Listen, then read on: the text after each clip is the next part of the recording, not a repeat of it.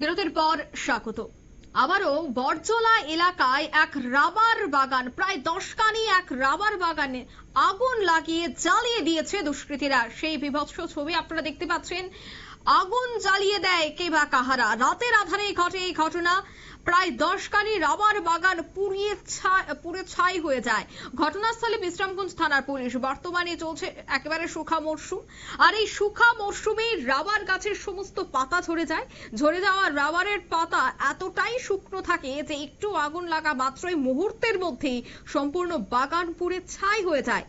প্রতি বছরে এই শুখা মরশুম আসলে দুষ্কৃতীরা জেগে ওঠে, মানুষের রাবার বাগান আগুনে পুড়ে ধ্বংস করে দেয়। ঠিক একইভাবে বিশ্রামগঞ্জ থানার অন্তর্গত বরজলা এলাকায় কৃষক অচিত লাল বিশ্বাসের রাবার বাগানে বুধবার রাতে দুষ্কৃতীরা আগুন লাগিয়ে দেয়। পরে ঘটনাটি স্থানীয়রা প্রত্যক্ষ করতে পেরে খবর দেয় বাগানের মালিক অচিত লাল বিশ্বাসকে এবং দমকল কর্মীদের। খবর পেয়ে রাবার বাগানে দ্রুত ছুটে আসে মালিক অচিত লাল বিশ্বাস। তবে এই এলাকার বেহাল রাস্তার কারণে দমকল কর্মীরা সঠিক সময়ে ঘটনাস্থলে এসে পৌঁছাতে পারেনি।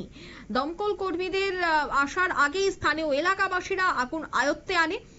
তবে ততক্ষণে অচিত লাল বিশ্বাসের 10 কানি রাবার বাগান পুড়ে সম্পূর্ণ ছাই হয়ে যায়। ক্ষতিগ্রস্ত রাবার চাষি জানাচ্ছেন যে এই অগ্নিকাণ্ডে প্রায় 10 লক্ষ টাকার ক্ষতি হয়েছে। কি বলছেন শোনাচ্ছি। আমার বাগানে আগুন লাগিয়ে দিছে। রাবার বাগানে 12 কানি। কতটুকু কইটা আমি কইতা না। এই তো এখন কয়টা বাজে, আধা ঘন্টা আগে লাগছে। ফায়ার সার্ভিস আইতে পারছে না। ফায়ার সার্ভিস আওনের আগে আগুন নিভে লেছে রাস্তার লাগিয়া। বিশ্রামগঞ্জ বরজলা। এখন তো আমি কইতাম না হনুমানি 5-7 কানি। সুচিত্রা বিশ্বাস বিশ্রামগঞ্জ বরজলা এসে আইছে। বাগানে আগুন লাগাই দিছে বিশ্রামগঞ্জ বরজলা। ফায়ার সার্ভিস আগুনে আগুনের আগুন নিভে লেছে মানুষের জনগণ। অমিত লাল বিশ্বাস আমার স্বামী।